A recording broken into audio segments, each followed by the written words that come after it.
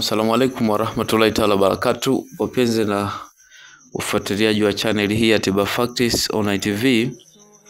Ni siku nyingine tena tumekutana katika elimu ya kitiba, lakini leo inshallah tutazungumzia au tutajifundisha elimu inayowahusu viumbe wanaoitwa majini. Na leo tutakwenda kuangalia yale matabaka au makabila 13 ya kijini. Kumbuka majini wanaishi katika makabila. Yani si kama sisi binadamu tunavyoishi katika mjumuiko, unakuta nchi moja mnaishi makabila mengi.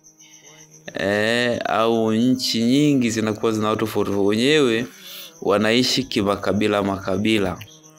Kabila hili linakaa hapa ina mambo yao, kabila hili linakaa hapa ina mambo yao. Sasa hapo makabila zaidi ya 72 ya kijini, lakini makabila yenye nguvu na uwezo ni makabila 13 ya kijini. Sasa hayo tutakwenda kuangalia yale tutakayojaliwa kuyazungumzia, na yale yatakayobaki tutakuja kuzungumzia katika kipindi kingine.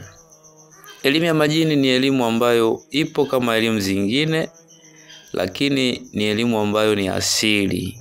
Si kila mmoja anaweza kaifahamu elimu hii, na wala si kila mmoja anaweza kaitumia elimu hii.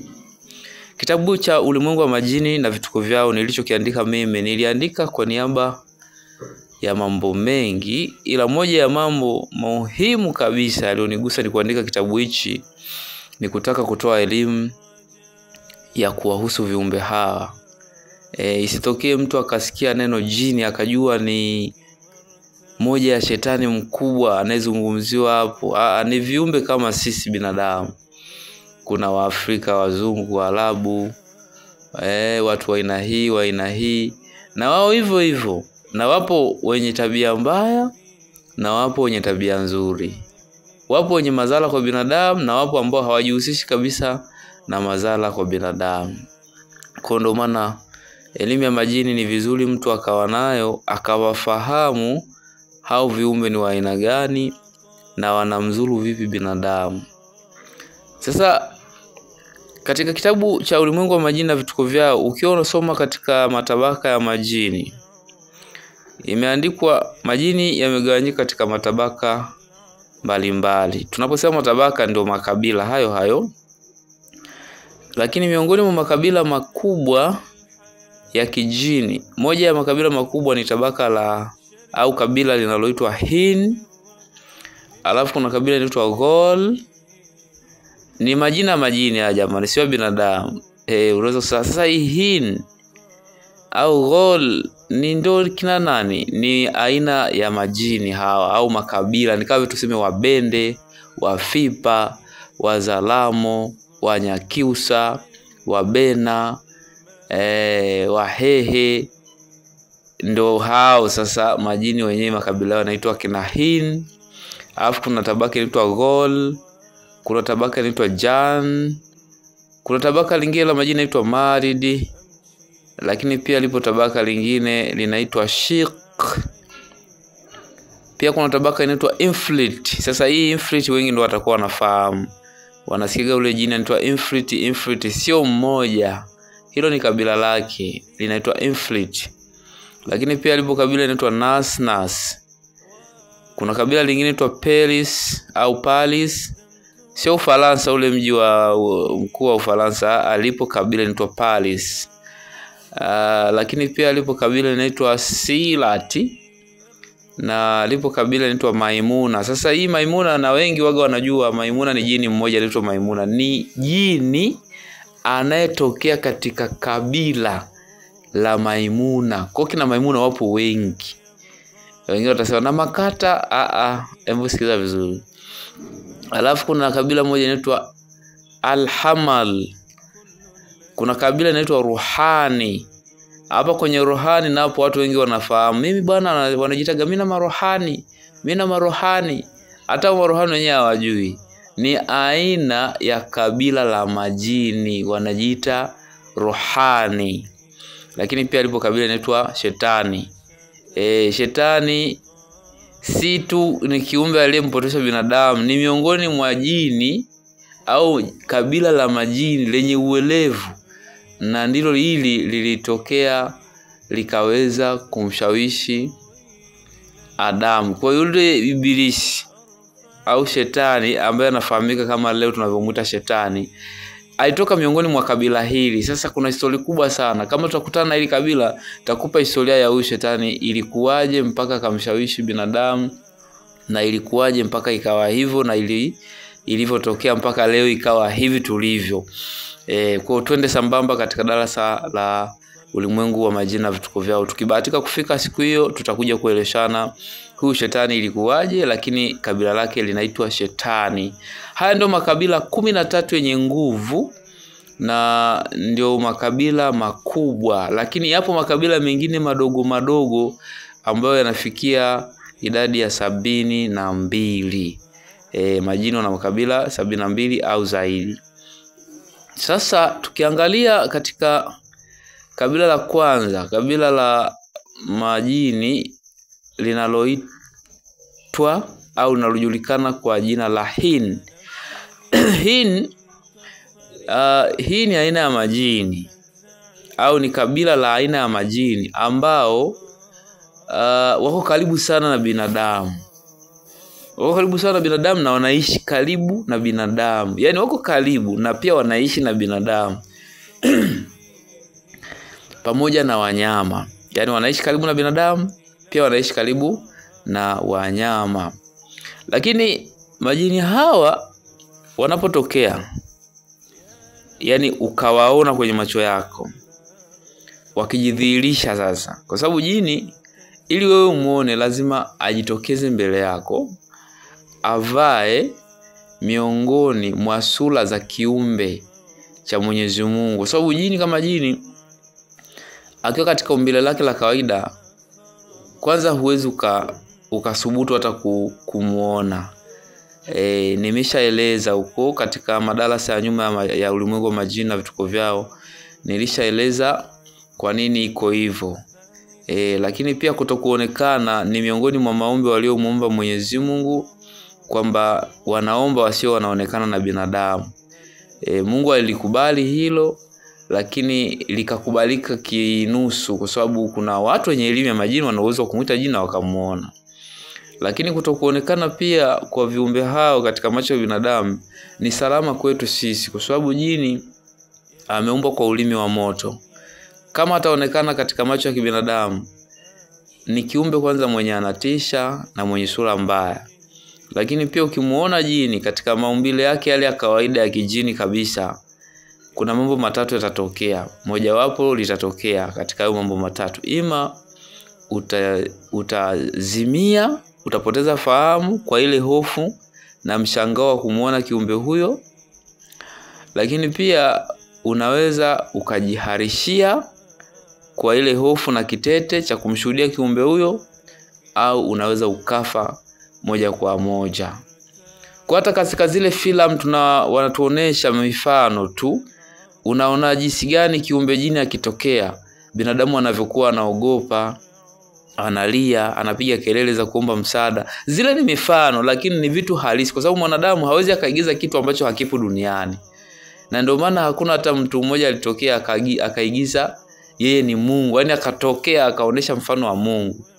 Achilia mbali hizo filamu za Yesu, maana sisi Yesu hatuwezi kumtambua katika wanadamu wote kwamba Yesu ni Mungu. Achilia mbali hiyo filamu ya Yesu, lakini hakuna binadamu aliyetokea akaigiza kwamba yeye ndio Mungu, akaonesha jinsi gani anavyofufua watu, anavyoumba watu.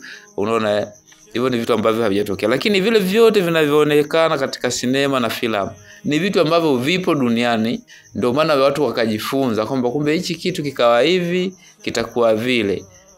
Sasa waga wanaigiza namna gani majini wanatokea na wanakuwa na maumbile gani. Sasa ile ni mifano, sio halisi. Kwa hiyo jini kama atatokea katika maumbile ya kijini akaonana na binadamu, basi matatu hayo mojawapo litatokea. Ima utakufa kabisa kwa kumshangaa jini huyo, au utajiharishia, au utazimia. Sasa kukwepa hilo na hekima ya Mungu, ndio maana akawahifadhi katika macho ya binadamu tusiwezi kuwaona katika maumbile yao ya kijini. Na yeye jini akitaka muonane au akuone au ajidhihirishe wala wewe umuone, ndio hapo anatokea katika maumbile tofauti. Sasa hao majini aina ya hin wanapojidhihirisha katika macho ya kawaida ili umuone, hutokea katika umbile au umbo la mbwa. Umbo la mbwa. Sasa kuna ile mitazamo ya kuona kila mbwa ni mbwa koko au ni mbwa asiyekuwa na mwelekeo. Si kila mbwa unayemuona katika mitaa yenu ni mbwa kama mbwa, ila wapo majini aina ya hin wana uwezo wa kuja katika mazingira yetu. Kumbuka majini, kumbuka tunaishi nao karibu sana. Tunaposikia au tunapoambiwa tunaishi na hawa majini karibu, ni viumbe ambao tunazunguka nao, tunapishana nao katika mitaa mbalimbali, isipokuwa sisi hatuwatambui kwa sababu ya nini?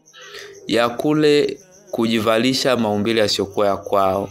Lakini pia jini hana uwezo wa kukaa katika umbile lisilokuwa la kwake zaidi ya masaa 3. Kwa wale waliobahatika kuwa na mahusiano na majini ya kimapenzi, ili wanaweza kuwa na ushahidi nalo. Yaani hata kama jini atakuwa anakuigizia kwamba yeye ni binadamu, anakuja nyumbani kwako, anakutembelea, labda anaonekana ni mwanamke mzuri au mwanaume mzuri, mtaongea naye vizuri, mtapeana habari, lakini hana uwezo wa kukaa katika mazingira ya kibinadamu akiwa katika ile hali aliyokuja nayo, labda amevaa mwili wa binadamu na sura ya kibinadamu, akakaa zaidi ya masaa 3.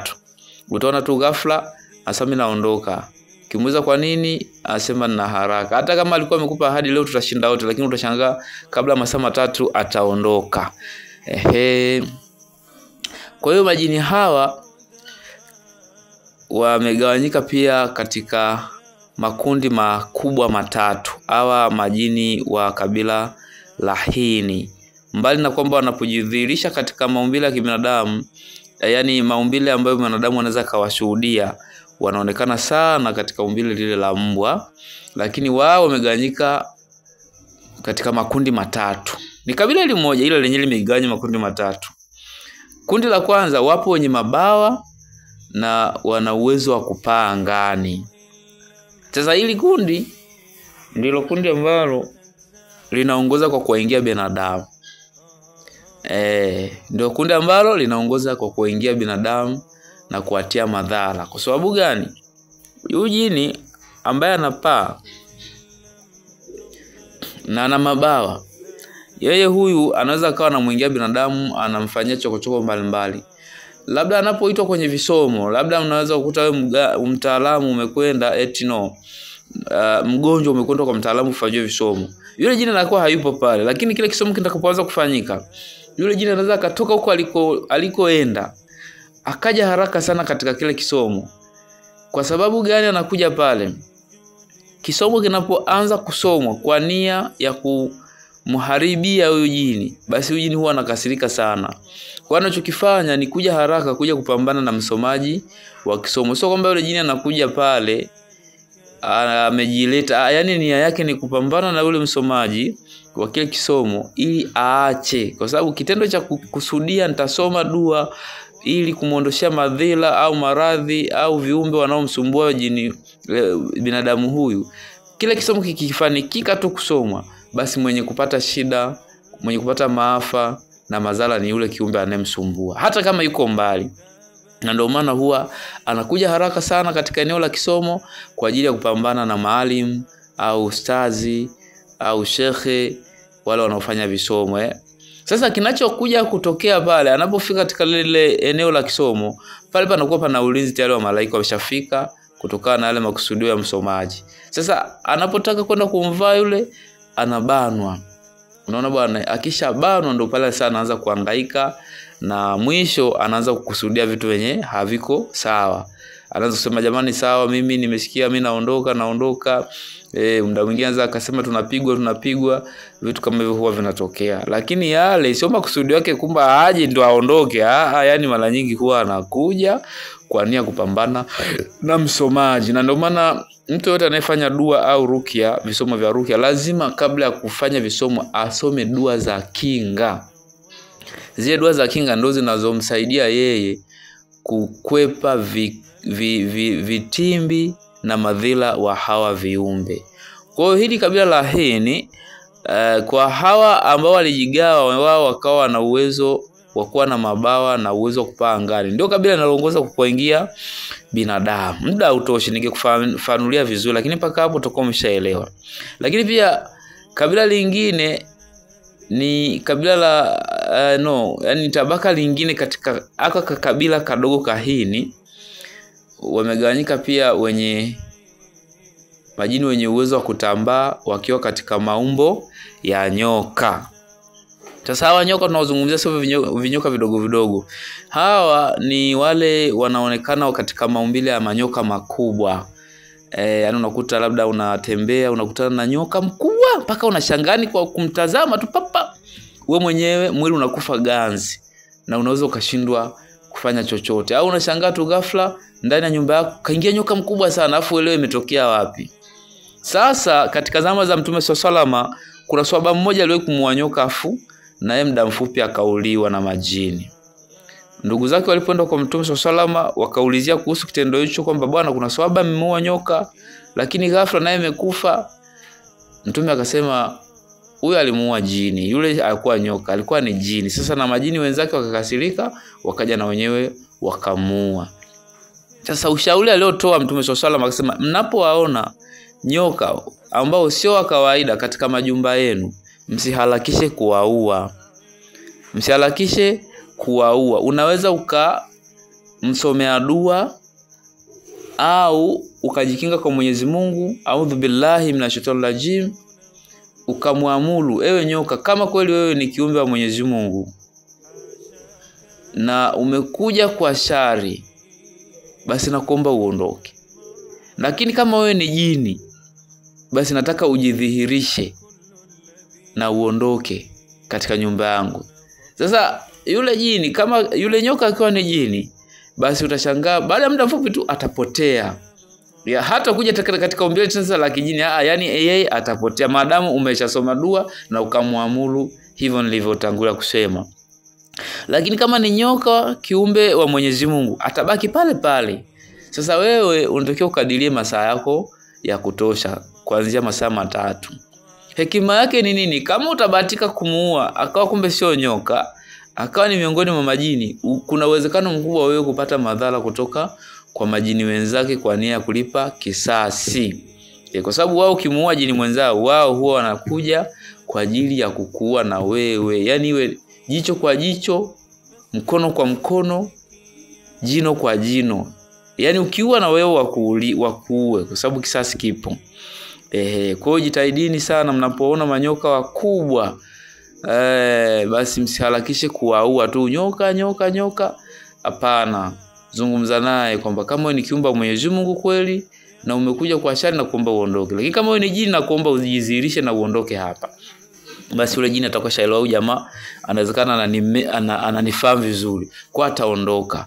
Kwa ili kabila la Hin katika miongoni mwa wao pia wapo majini wenye kutambaa wakiwa katika maumbile ya nyoka. Kumbuka la kwanza ni wale wanaojiingiza katika makabila yani katika maumbile ya mbwa. Kwa hiyo tumepata viumbe wawili ambao tunaishi nao vizuri tu na wako karibu na sisi, mbwa na nyoka. Na hao huwezi kuwakwepa maana ni viumbe ambao tunaishi nao karibu sana. Ndio maana umeambiwa kabila hili liko karibu sana na binadamu, lakini pia liko karibu sana na wanyama.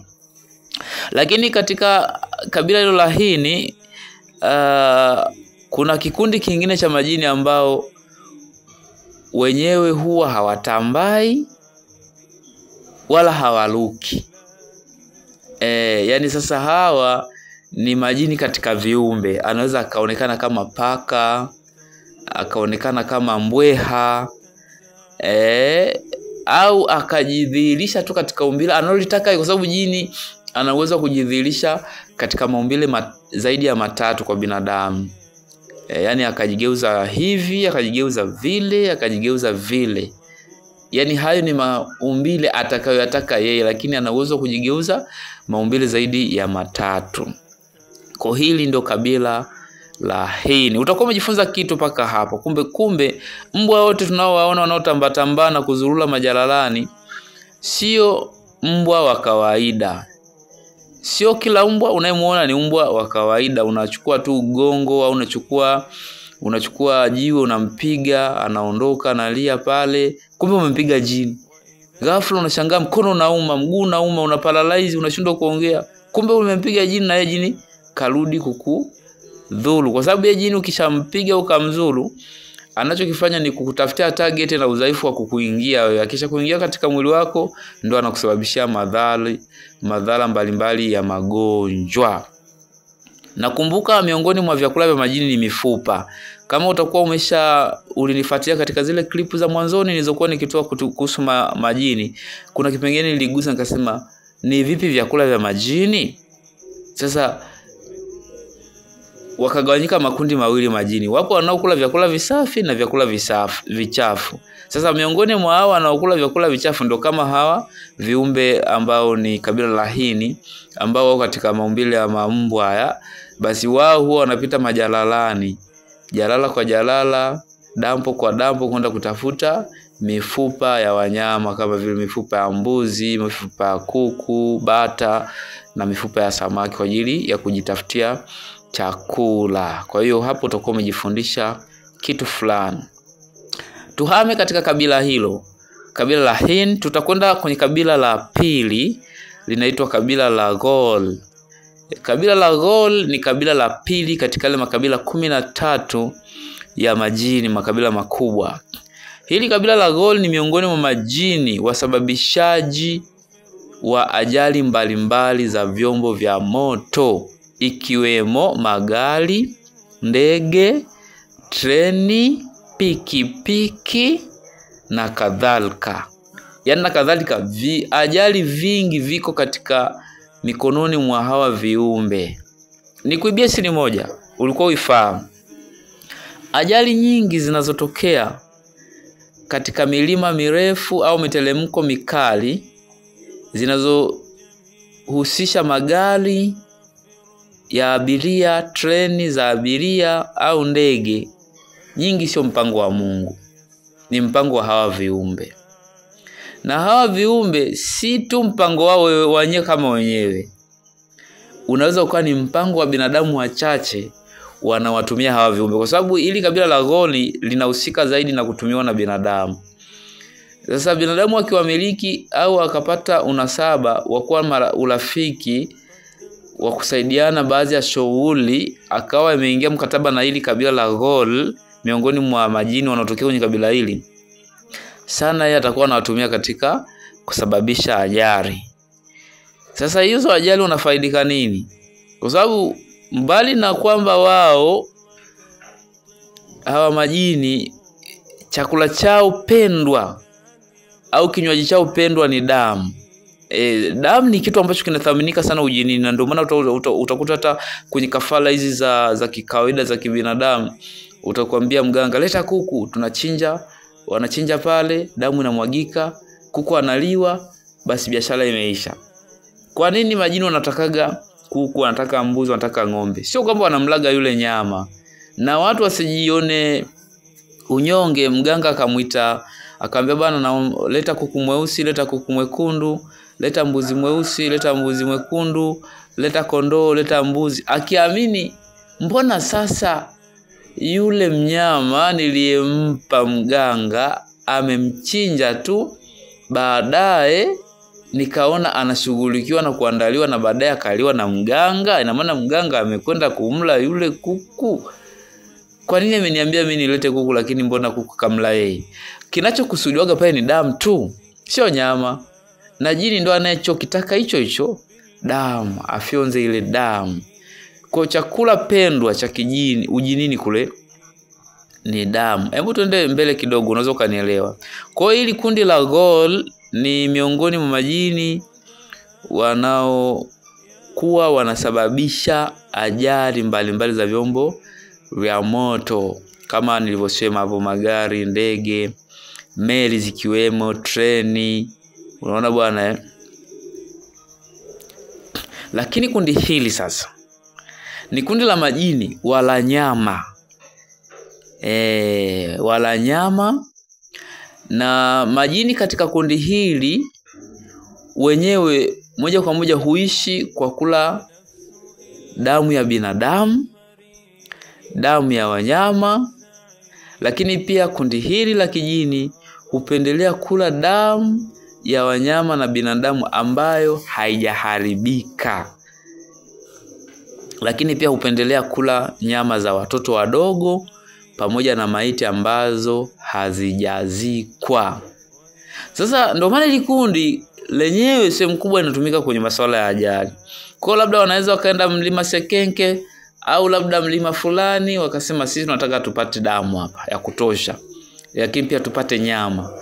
Kwa anatega jini pale. Akishatega pale jini,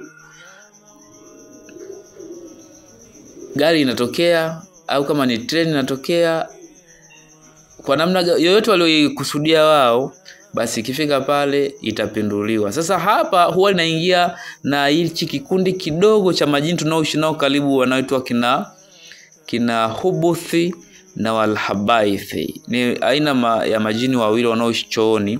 Wao hawa huwa wanakuwa na mguu mmoja, jicho moja, mkono mmoja, pua tundu moja, sikio moja. Sasa hawa na wao huwa wanaingia katika hili kabila la Ghol, kwa sababu hawa ndio huwa wanatangulizwa mbele kwa ajili ya kusababisha ajali. Kwa kama dereva anakwenda pale, anashangaa mbele yake anamuona kiumbe mwenye kiungo kimoja kimoja, jicho moja, pua tundu moja, anashangaa sasa yule kiumbe gani yule? Kile kitendo cha kushangaa hivi, anashangaa tu gari iko mtaloni, tayari ajali imetokea. Kwa hiyo ikitokea pale ajali, hawa majini wanakuja, wanafyonza damu na wanakula nyama za wale waliopata ajali. Lakini sehemu kubwa kama hawa majini watatumika na washirikina, hususan kwa mfano ile mikataba ya Freemason, kwa sababu kule sehemu kubwa wao wanahitaji damu zaidi. Kwa hiyo unakuta hawa pia wanatumika kwenda kufyonza damu na kuchukua mapipa ya kutosha ya damu kupeleka kule ujinini kwao, kwa sababu damu ni kinywaji pendwa zaidi kwa majini. Ishikilie hiyo. Yaani damu yako wewe au damu ya wanyama ndio kitu kinachopendwa zaidi na majini kuliwa kwa ili kabila la Ghol. Sio kila jini anakula damu. Elewa hapo. Ndio maana kuna majini wengine wenyewe wanajilia zao mifupa tu, wengine wenyewe wanajilia zao udi tu. Tutakuja kuangalia huko mbele. Sasa hili kabila la Ghol ni wakatili kwa sababu wao wanaishi karibu na binadamu, lakini wao kazi yao kubwa ni kusababisha ajali za vyombo vya moto. Sasa hawa huwa wanatumikishwa zaidi na wachawi. Pale wachawi wanapotaka kusababisha ajali fulani, unaona basi hawa ndio huwa wanahusika zaidi kutangulizwa mbele kwa ajili ya kwenda kuipindua ile gari au kupindua meli au kupindua train au ndege, then wakachukue kafara za damu na watu waliowakusudia. Na ajali inaweza katokea kwa kusudi la mtu mmoja. Sasa katika gari ile kuna mtu mmoja au kuna watu watatu na wataka, basi ile gari kaenda ikapinduliwa, wakafa wale waliokusudiwa, na wale ambao kukusudiwa wakatoka majeruhi wakapona. Hicho ni kitu ambacho unaweza kuomsha ukisikia. Kwa hiyo kumbe pale wanaokusudiwa ndio wale wanatakiwa wafe. Lakini majini hawa hutokea katika maumbo tofauti tofauti, na mara nyingi hutokea wakiwa na miguu ya punda pamoja na pembe za mbuzi, kama watatokea kujidhihirisha katika macho ya binadamu. Lakini kumbuka, jini si lazima kujidhihirisha katika macho ya binadamu na binadamu akamuona, ila akiona sasa nataka nijioneshe na binadamu anione na mimi nimuone, basi hutokea wakiwa katika maumbile tofauti tofauti, lakini hutokea wakiwa na miguu ya punda pamoja na pembe za mbuzi. Yaani unakuwa miguu yao wanapotembea wanakuwa na miguu za punda. Sio za kibinadamu kama hivi unakuta miguu na vidole vitano. Na kama umeshawahi kukutana na kiumbe huyo au kapata story moja kwamba yule sijui alionekana na miguu ya punda, wale ni aina ya majini ndugu zangu. Majini hawana maumbile kama binadamu tunavyoona na hivi. Kwanza wao umbile lao halifahamiki vizuri. Lakini haya maumbile wanayachukuaga tu ya muda. Sasa ili watambue ndio hapo anaweza kujidhihirisha akatokea na miguu ya punda. Anaweza katokea binti mlembo kabisa, mzuri kabisa, na sura nzuri, lakini chini ukimchunguza ana kwato za punda. Unashindwa kuelewa hii imekaje. Ni jini, sio binadamu. Au akatokea akawa na pembe za mbuzi kichwani.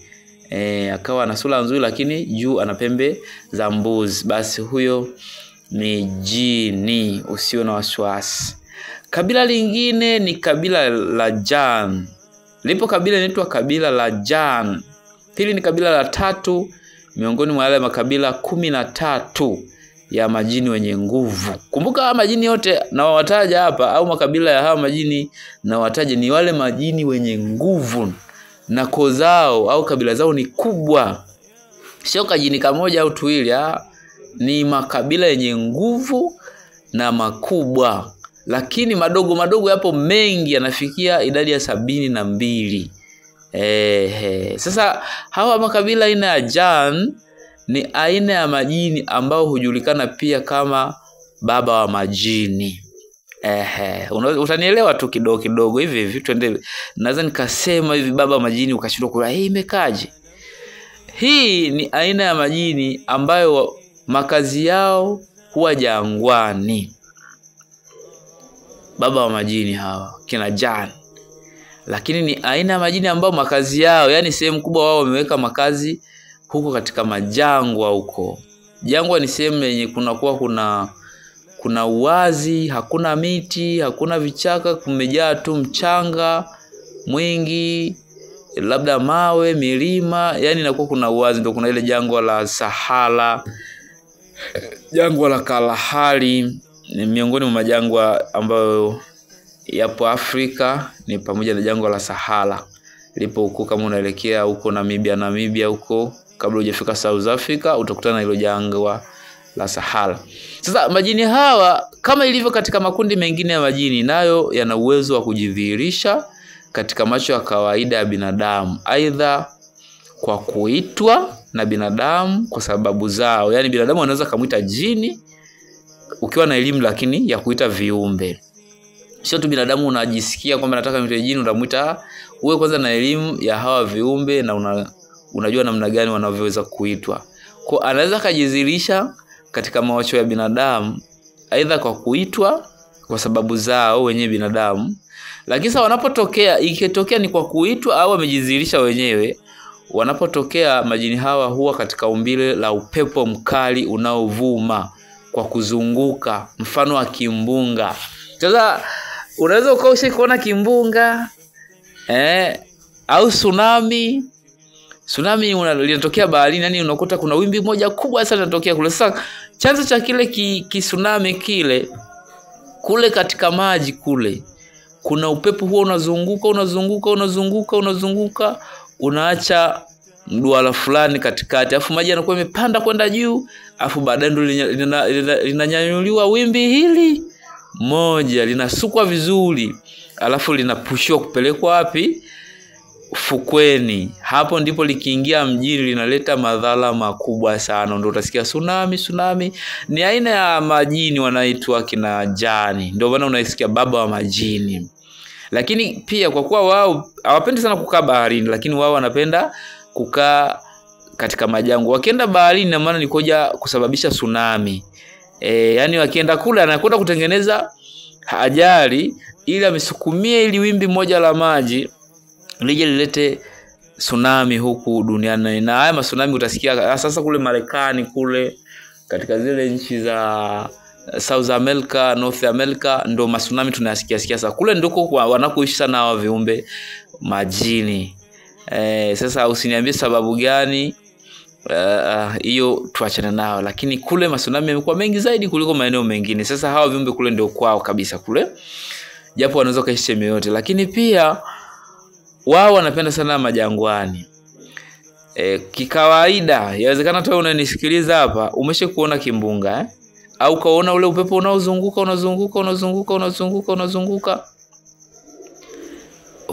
pale penye pana upepo unazunguka, unakwenda unajikusanya, na upepo unapozunguka na kutembea huwa unakwenda kwa kasi, lakini pia unaweza kusababisha hata kuezua majumba, unaona, kuvunja miti, kupaisha magari. Yaani unaleta tuta fulani, ndio unasikia upepo fulani umepita sehemu fulani hivi. Sio upepo za kawaida zile, ndugu zanguni. Wale ni viumbe wanatembea, ni viumbe wale. Kwa hiyo hawa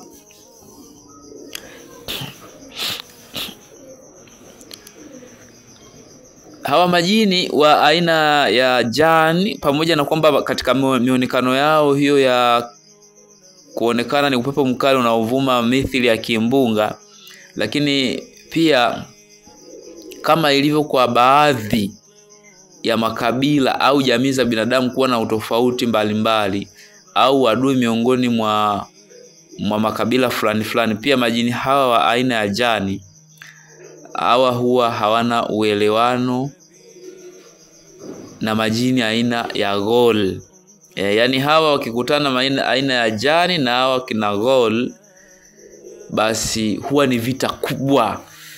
Kumbuka hawa kina jani ndio hawa wanaoishi majangwani, wanatembea kama upepo unaovuma mithili ya kimbunga, lakini hawa kina ghol ndio hao wanaokwenda katika maeneo mbalimbali yenye miinuko, wanasababisha ajali. Sasa ghol, kabila la ghol na kabila la jani wanapokutana huwa inapigwa vita moja ya hatari sana, sababu hawa majini wa aina mbili hawaelewani. Yani hawaelewani, kama vile wakutane chui na mbuzi, kitakachotokea hapo mmoja dhaifu anatakiwa afe. Basi ndio hawa majini wanapokutana huwa ni vita moja kali na kubwa sana. Sasa majini hawa aina ya jani ni miongoni mwa majini wa mwanzo kabisa kupambana na binadamu. Yani hawa ni miongoni mwa majini walioanza kumtafuta binadamu mapema sana kabla majini wengine hawajaamka. Hivyo hawa majini wana elimu kubwa kuhusu mwanadamu kuliko majini wengine waliotajwa hapo juu nilipowataja, ni kama kina hini, kina ghol. Basi huyu jani yeye ni miongoni mwa majini wanaomfahamu vizuri kabisa binadamu, na ndio maana huyu jini pia anaishi karibu na binadamu. Na ndio maana utakuta katika makazi yetu kunatokea vimbunga mbalimbali, unasikia mara upepo umezua nyumba, mara imekuwa hivi.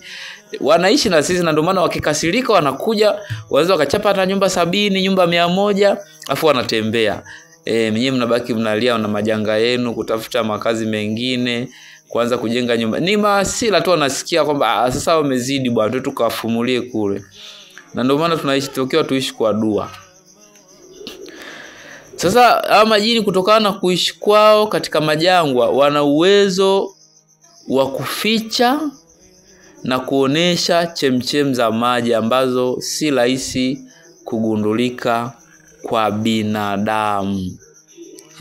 Yani wana uwezo wa kuzificha chemchem za maji ambazo si rahisi kugundulika kwa binadamu. Sasa wewe kama hujai kuishi jangwani, hii unaweza usione ina umuhimu, lakini hii jambo ina umuhimu. Enzi za Mtume SAW watu walikuwa wanasafiri majangwani, wanatoka Shamu, wanakwenda Syria, wanakwenda Yemen. Katikati ni majangwa pale unapita ni jangwani.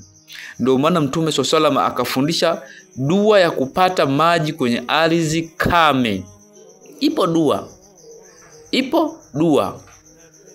Na ukitaka uipate hiyo dua, kasome vitabu vyangu viwili tu. Soma kitabu cha Maajabu ya Qur'ani namba 1, na soma katika kitabu cha Maajabu ya Qur'ani namba 2. Dua zipo hizo. Hazikufundishwa bahati mbaya zile dua. Yani kwamba kumbe walitazamwa wa viumbe kwamba yawezekana mtu akatamani kuchimba ardhi hapa akute maji, lakini wao wakahamisha ule mkondo wa maji. Sababu hilo ni jambo dogo, wakaficha kabisa usielewe. Sasa ndio maana Mtume SAW akafundisha dua mbalimbali. Miongoni mwa dua alifundisha ni dua ya kupata maji kwenye ardhi kame, mfano jangwani mnatembea jua nakumbuka jangwani jua linawaka kweli kweli. Yaani unakuta maji ndio inakuwa msaada wenu mkubwa. Mtu anaweza kalegea kwa kukosa maji tu.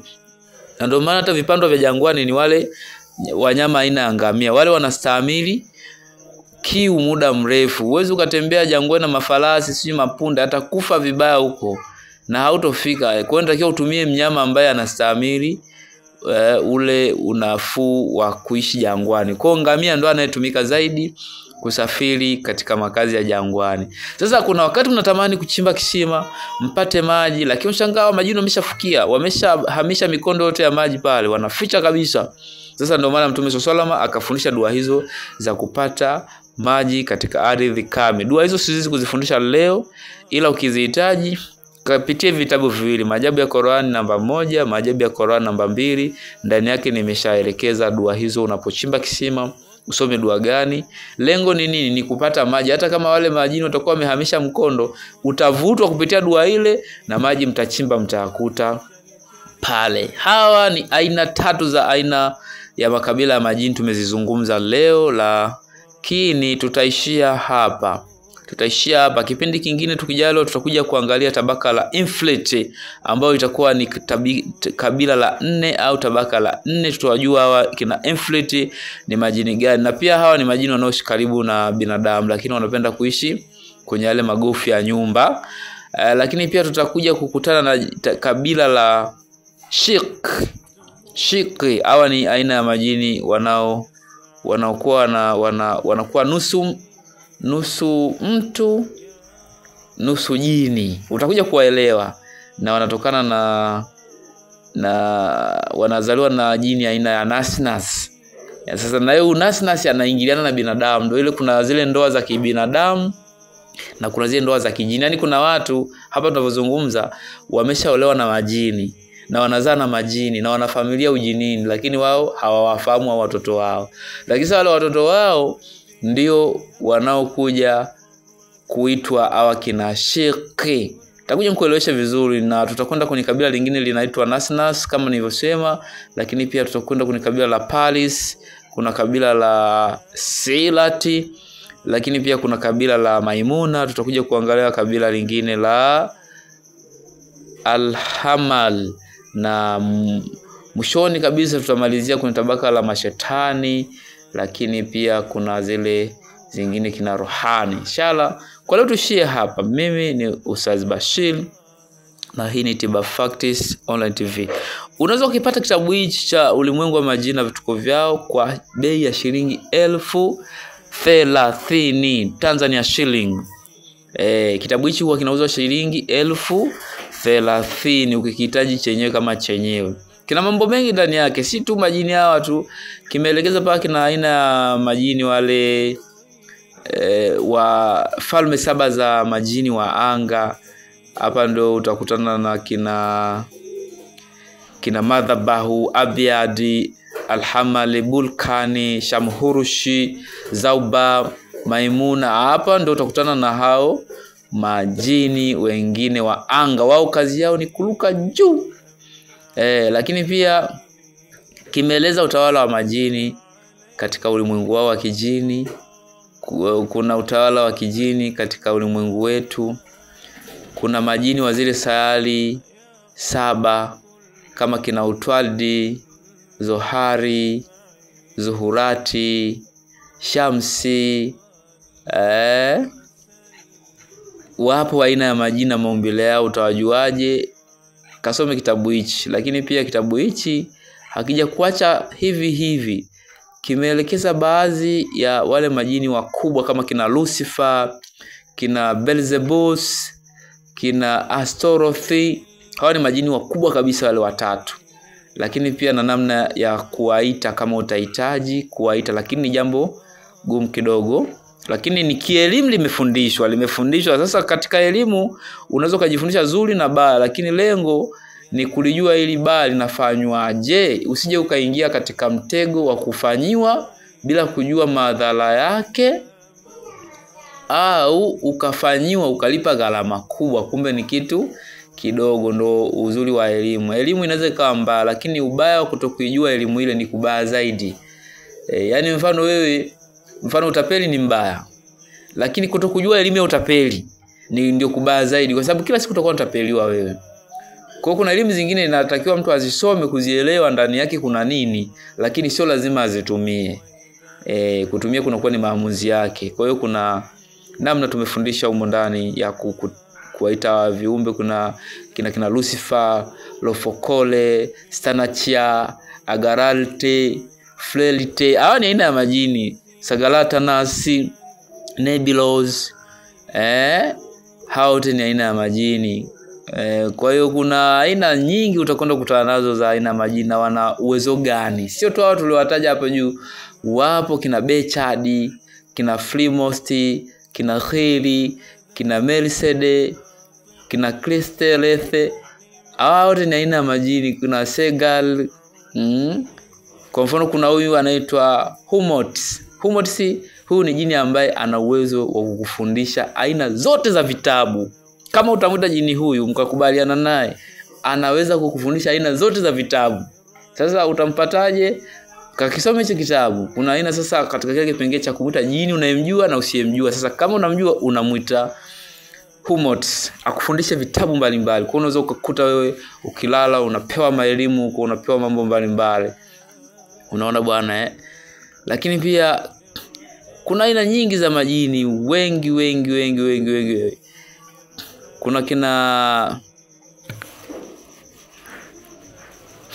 Kuna kina nani hawa, kuna Helamael.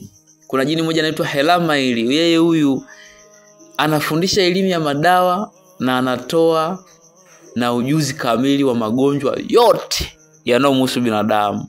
Lakini pia anatoa tiba zake zote sahihi. Pia anafundisha aina ya mimea yote, na sehemu mimea hiyo inapatikana, na nyakati nzuri ya kuipata, ima ni kiangazi, ni masika, ni asubuhi, ni mchana, ni jioni.